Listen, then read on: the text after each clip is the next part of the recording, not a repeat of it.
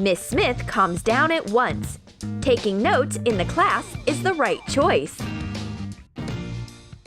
A musical break in a class. I take out a loudspeaker, but Miss Smith has other plans. She has prepared a musical case.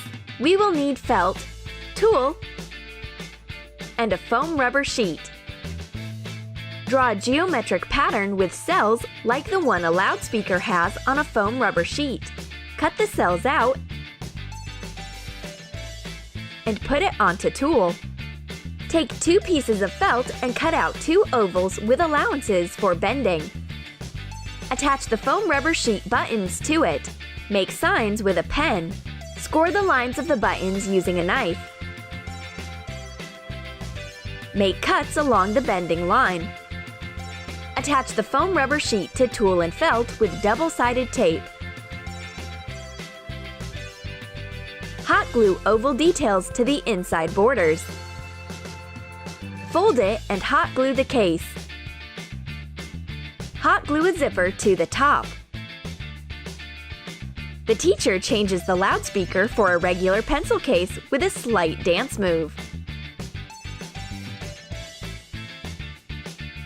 Who is she trying to deceive? There is no music inside this loudspeaker. There are only pens and pencils. On the other hand, it hits the spot. Miss Smith's private dance party is canceled. I left my e-reader at home, and my friend doesn't want to share with me at all. This is so unfair. It's great that Miss Smith is on my side. She sees that I've got a problem and gives me her own e-reader. Paint a metallic box with colored pencils using sparkling acrylic paint. Print a page of an e-reader and attach it to the box with double-sided tape.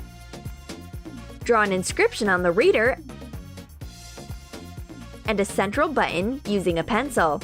Paint the button with silver paint and the letters with a black pen. Hot glue 2 matte decorative circles to the sides of the button. Draw details on the central button. Why is Miss Smith so generous today? The e-reader looks like a real one, but it doesn't turn the pages over. It starts making noises from inside instead. Maybe those are the characters of the book who want to break free. Or it's just a box of colored pencils.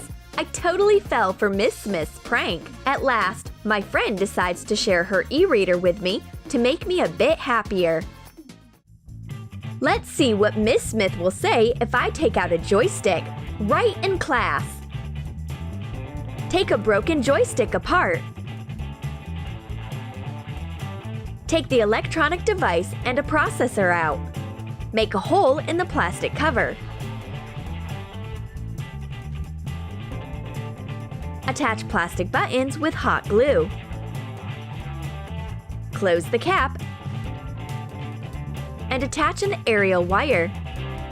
Fill the joystick with paper clips and cover it with the second half. I pretend that I am deep into my game on my phone. My fingers just cling into the joystick.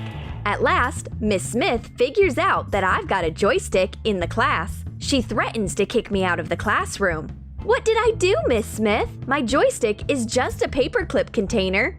It is handy for studying. The teacher is amazed when she sees this unusual way of storing school supplies. School policy doesn't forbid us from bringing paperclips to school.